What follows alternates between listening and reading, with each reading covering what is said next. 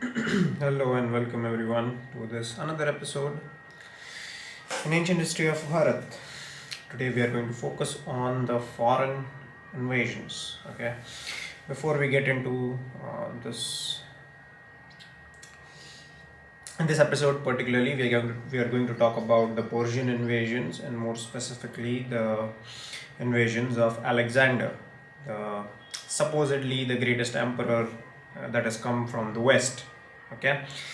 Now, before getting into this, all right, we have no, how shall I put this, without, offending certain sentiments. The thing is, the largely, not largely, entirely the information based, the information about the invasions of Alexander is based upon the sources of the Greeks. We do not have any indigenous Aryan source of literature that mentions that there was a king named Alexander who came over here, who destroyed each and every kingdom that existed in that particular area, that is the Afghanistan, the current day Afghanistan, Pakistan, and the parts of northern Bharat. Okay, so yeah, so the entire history of the foreign invasions is largely based on the sources of the Greeks, and we have to. So here you are faced with two options. You can either choose to blindly believe what their sources say, or you can choose to rationally question each and every claim that they make. Okay, in this book, this is the age of imperial unity. Right now we have reached the point of 500 BC.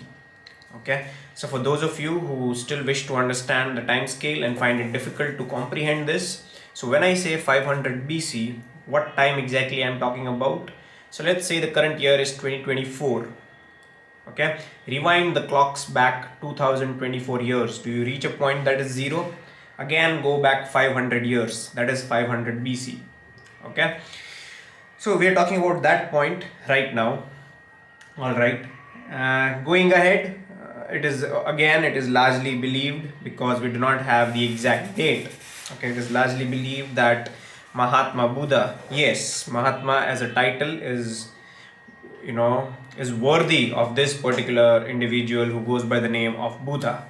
Okay, not Mohandas Gandhi. Okay, but that is again content for some other video. We are definitely going to speak about it when we get to it. We'll cross that bridge when we come to it. Okay, right now we are going to focus on foreign invasions. Right, the first invasion took place was from Persia. Okay, largely what the history tells us, or the the toxic socialist and the liberal history tells us that the Aryans were the people who came from outside. They had no organic origin in this holy land of Bharat, and the first split that took from the single Aryanhood was some of the Aryans they entered into Bharat, and the other ones they went into Iran, and hence the first split was the Indo-Iranians. Again, that is also an incorrect word. Okay, there existed no place called India at that time, so why call them Indo-Iranians? All right, so that was the first split. Okay, so in essence, okay, they simply were sons of a single father, that is Aryanhood. So why exactly are we calling Persian invasions as foreign invasions? Or there is like 5 or 10 centuries worth of time that elapsed between them, and they completely forgot their memory that they indeed are connected by a single ancestor.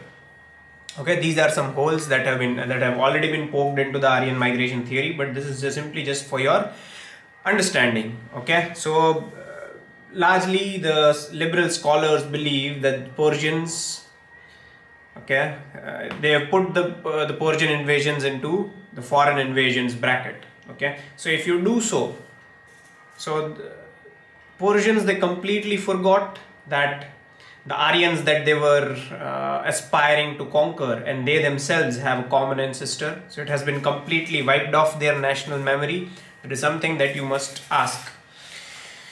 All right, so yes, obviously the areas of the current day Afghanistan, Pakistan, and some parts of Iran as well, these areas were the frontier states of Bharat. Okay, Obviously, they were susceptible to attacks from foreign invasions. Why would a foreign power choose to attack Bharat? Okay, for her riches, obviously. Okay, land wasn't exactly one of the reasons why the foreign powers came over here, be it the Muslims, be it the British. Okay, they came here for the idea for plundering the wealth that Bharat had. There was no other idea, plundering the wealth and getting more and more converts to their monotheistic tradition to legitimize their claim that their way of monotheistic tradition is the ultimate one or the best one. All right. So let's see. Okay.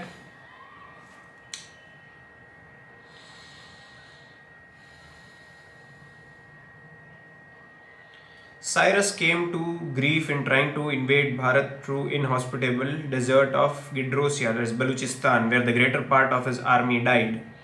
Megasthenes states that the Aryans had never engaged in foreign warfare, nor had they ever been invaded and conquered by a foreign power. I think then yes, then for the people who came from those areas of the northwestern frontier provinces, okay, I guess they did not have ideas about the kings of Indonesia and the exploits of the Cholas and the Pandyas, okay. But that is again, I mean, we are not going to get into it, but let's just focus on the agenda at hand, okay. The Persians. Now this is somebody, who is this? This is again Megasthenes. Okay, Megasthenes, he was a traveler. He further mentions the Persians, although they hired the mercenary troops from Bharat, okay, did not make an expedition into that country. So, the Persian kings, the Persian kings, they hired mercenary troops from Bharat. Why would they hire mercenary troops from Bharat? Weren't Persians man enough to fight their own battles? Okay, they were, indeed they were. I am not questioning their manhood. All I am questioning is why would they hire mercenaries from Bharat?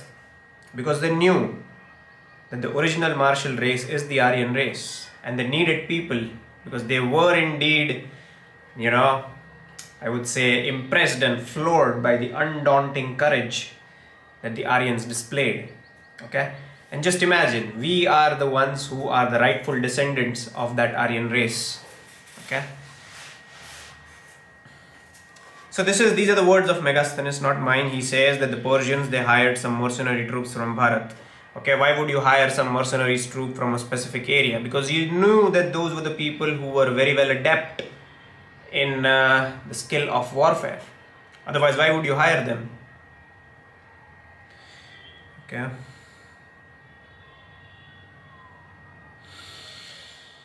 All right. So yes.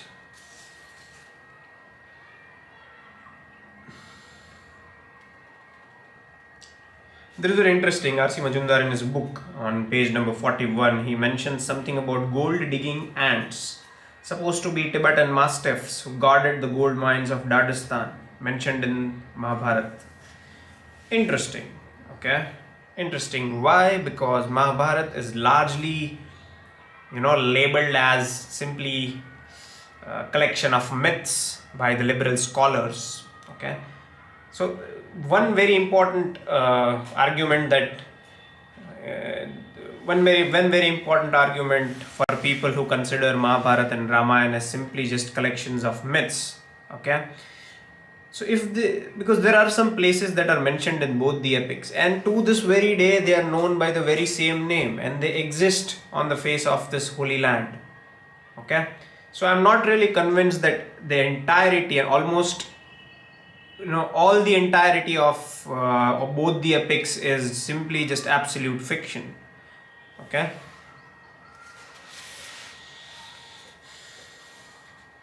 Let's see what else does RC Majumdar have. Darius I was succeeded by Xerxes. Provinces continued under his empire is attested by the fact that he claimed and obtained military service of contingent from Bharat to fight his battles in Greece. Even Darius I, there were kings from other empires and other kingdoms who were hiring mercenary troops from Bharat. Okay, this should make you question the rationale of them hiring people to fight on their behalf. Why would somebody hire people from Bharat to fight battles on their behalf? This is as far back as 3000 years we are talking about. Okay. This was the first time in history that an expeditionary force from Bharat fought on the soil of Europe. Okay. Of the soldiers and their equipment, Herodotus gives the following interesting account. Now, Herodotus was again a writer. Okay. Now, he gave accounts of those mercenary troops who came to fight on the soil of Europe, 3000 years ago. And this is his description, not mine. This is he describing it. Okay. The Aryans, clad in garments. Okay. The word that RC Majumdar has used over here is Indians. Okay. I'll have to get this for the camera because there will be questions when I use these words. Okay, I hope it should be visible for you. Okay, the Indians. This is where my middle finger is. You can see. Okay, so that is the word that he uses, but I am strongly against the use of that word because you're talking about 3000 years ago. 3000 years ago, there existed no people named Indians. There existed no country named India. So how can you name it something when you're talking about that time frame? Okay. So that's why I stick to Bharat and Aryans. Okay. Okay. So the mercenaries from Bharat, they were clad in garments made of cotton, carried bows of cane and arrows of cane, the latter tipped with iron. So they carried bow and arrows. Okay. And those arrows, they were tipped with iron. Okay.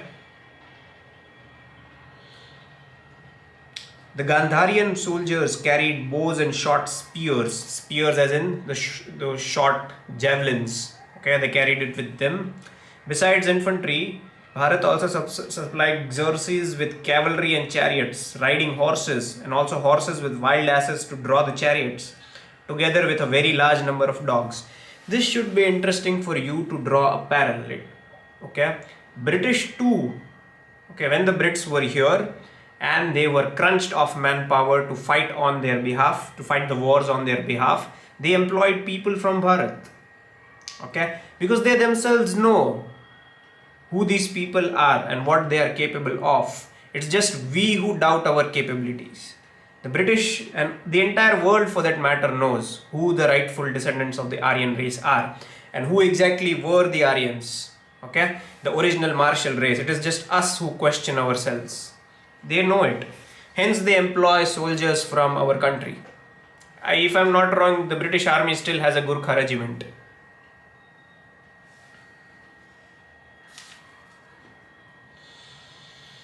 Okay, the Macedonian invasion. Here is someone who, plays or fancies the imagination of a lot of Westerners. That is Alexander. Okay. I have taught in a few schools. Okay, I have taught in schools that function on the Cambridge board, and they have quotes written by Alexander on their classroom notice boards. They have quotes written by Winston Churchill on their classroom notice boards. Okay, so it's very difficult for me to comprehend these things when you know what Winston Churchill has done, when you know what Alexander has done. Okay, how can you paste those quotes inside the classroom? Okay. And that is in our country. I would, if you go to a British school in UK, if they are pasting quotes of Winston Churchill on the classroom notice boards, I can still understand that. But why in our country? To hell with Winston Churchill. Okay. Next is, yes, the Macedonian invasion. Macedonian invasion from Europe. One great conqueror, Alexander. Okay, Alexander comes over here. He reaches the area that today we like to call as Kandahar, that is in the northwest frontier province of Afghanistan.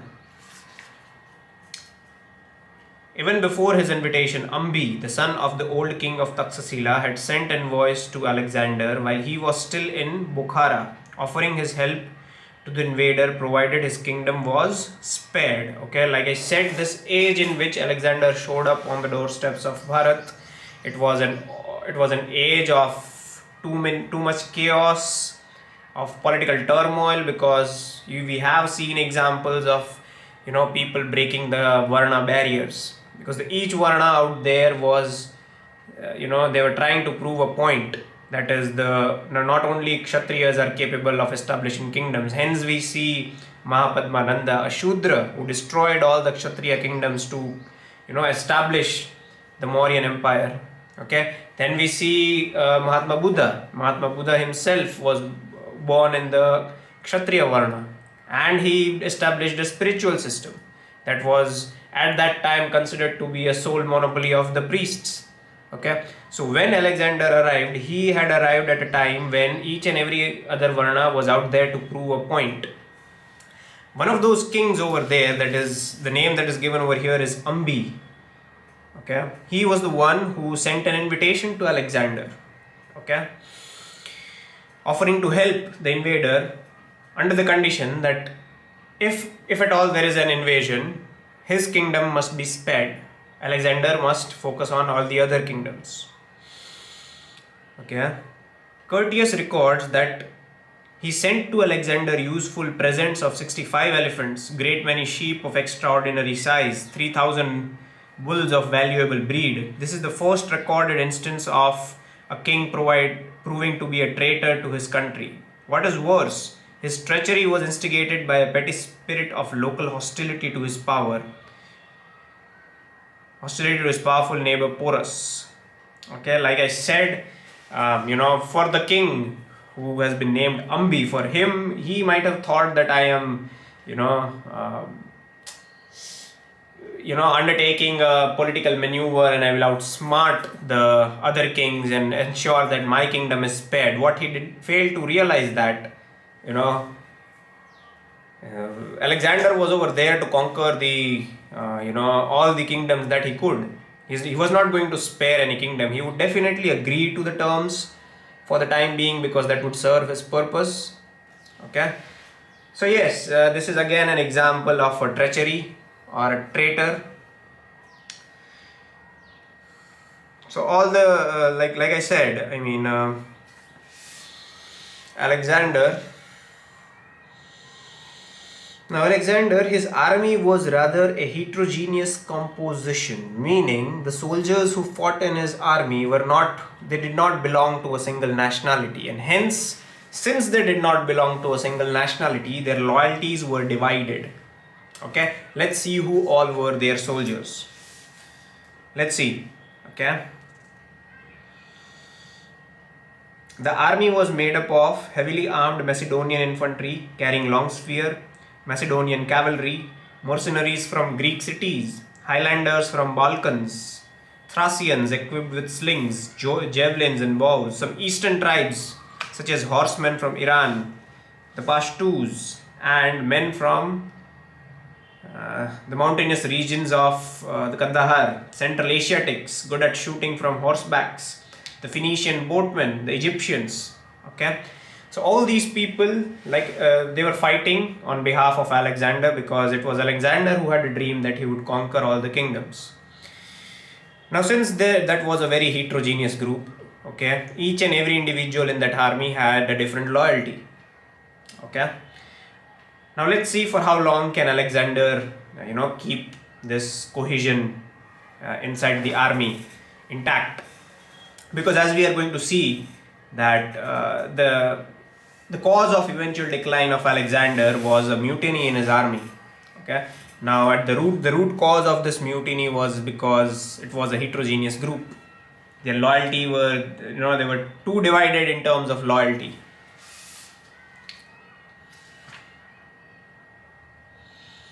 These hill tribes fought bravely and offered a stubborn resistance in many of their strongholds. Like I said, Alexander, he had to, it wasn't like it was a cakewalk for him. He had to fight a lot of battles. Okay, he had to fight a lot of battles, and hence it took a lot of time for him to cross all those areas.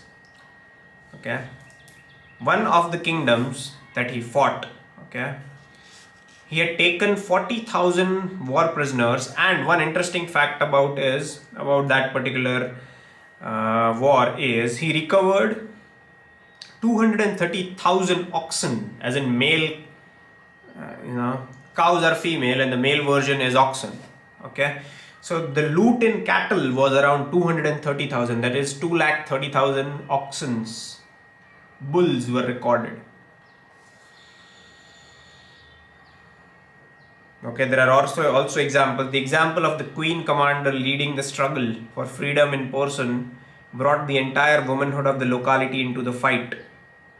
While their heroism also infected the mercenaries whose initial vacillation was replaced by a determination to prefer death to dishonor. Okay, that even the women had to pick up arms to resist the, you know, resist the Macedonian invasions. Okay, so all these things, I think all these things are conveniently deleted from our textbooks, because this is, we are talking about 3000 years ago. So 3000 years ago, the women, they picked up arms against a foreign army. Okay, so although they might have ended up on the defeating side, okay, but this says a lot about the courage of women. Okay, so like I said, he had to, fight a lot of battles with a lot of kings while moving across the valley. The problem now facing Alexander was the crossing of the Sindhu. Now he had arrived at the Sindhu river. Okay, now he had to cross this river, and right on the other side of the Sindhu was the kingdom of Porus. Okay, we all know this famous story. Okay, the kingdom of Porus, or Paurava king. His army crossed over to other side of the Sindhu, accompanied by a contingent of 5,000 from the king of Takshashila. Okay, the kingdom of Takshashila was overtaken by Alexander, and using his troops, he was able to cross river Sindhu. Other chiefs, squadrons of horse and 30 elephants. Alexander held a darbar at Taxila, receiving homage. Okay, it was kingdom of Porus, the great rival of the king of Taxila. Interestingly, the king of Taxila and Porus, they themselves were great rivals. So the king of Taxila helped Alexander to defeat Porus. Okay, it makes sense. Porus, or the Paurava king, was made of a different stuff, true to the tradition of his ancient lineage. Okay, we all know this famous story. Okay, Porus was also ready with his full strength on the opposite bank to oppose his passage of the river. So on the one side of the river stood Alexander, who had managed to conquer all the other empires on the other side of that Sindhu river, and he had also accumulated and amassed, vast wealth of mercenaries, people who would fight on his behalf, soldiers of the kingdoms that he had managed to conquer. Okay, so his mercenaries included soldiers from the Taxila army. Okay, and the king of Taxila was and the prime adversary for Porus. Okay, so and on the other side of the Sindhu river stood Porus, the Paurava king, who was firm in his belief that either he would die, but he would die, but he would not accept dishonor. All right.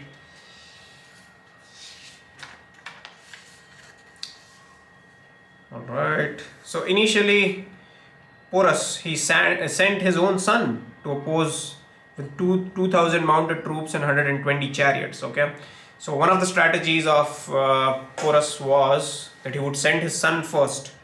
Unfortunately, he was martyred in that battle. Next came up, now Porus had to fight his own battle. Okay, now let's see the army of Porus. 30,000 foot soldiers, 4,000 horses, 300 chariots, 200 elephants. Okay, now when the battle came, all right, everyone gave their almost all, but eventually Porus had to face defeat because he was highly outnumbered and he was captured. And here is where we hear this famous episode of him not yielding to Alexander and asking him to do what a king would do to him. Okay, it is said that this was something that impressed Alexander, and he restored his kingdom to Porus. Okay.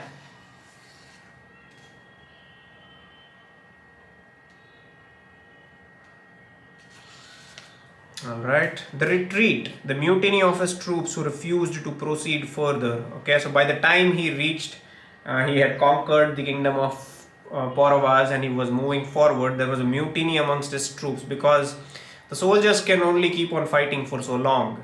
Okay, plus on top of that, like we have mentioned, they were a highly diverse group.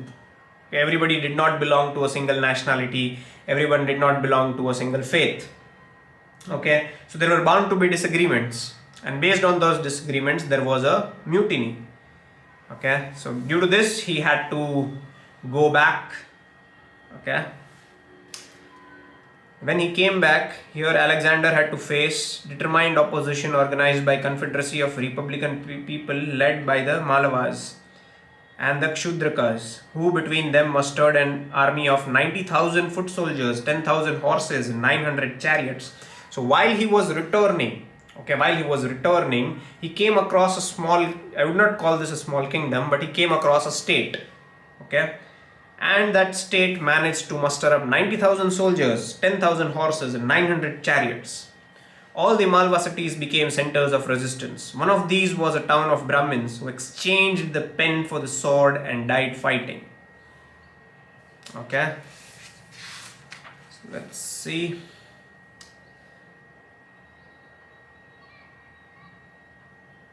The Brahmins of this region, who dominated its politics, resolved upon opposition to the foreign invader as part of their dharma, denounced the princes who submitted as traitors, and goaded the republican people into resistance. Alright. So like I said, when he retreated, when he was on the retreat, that is when he faced a lot of struggle as well. Okay. So now towards the end of this chapter, I'll bring back the point that I mentioned initially. Okay, this entirety of all these escapades and exploits of Alexander, they are largely based on Greek sources. Okay, since they are talking about their own king, okay, they are bound to exaggerate things. They are bound to be very liberal with the facts. They have a vested interest of showing their own king as superior to any other race. Okay, so we cannot wholeheartedly and absolutely depend only on Greek sources to know what happened during that age. Okay, so all these things, all the exploits of Alexander must be taken with a pinch of salt. Okay, there was never really a fair test. Okay, it left no permanent mark on the literature, life, or government of the people. Okay, now this is a very large question that still remains unanswered, simply because the entire history that was constructed based on Greek sources is highly exaggerated and very liberal to Alexander. Okay, so if at all Alexander came over here and he had a lot of impact, he was such a personality, such a flamboyant king, that he managed to subdue kings by his mere presence. Okay, why don't we find some influence in our literature, his influence on our literature? Because if somebody has such great capabilities and everything else, he left no permanent mark on literature, life, or government of the people. To this very day, even though all these countries have been heavily Islamized, Pakistan and Afghanistan, there is no influence of Alexander. Okay, none whatsoever. Okay, so it's just, I would say, to say the very least, the Greek sources must be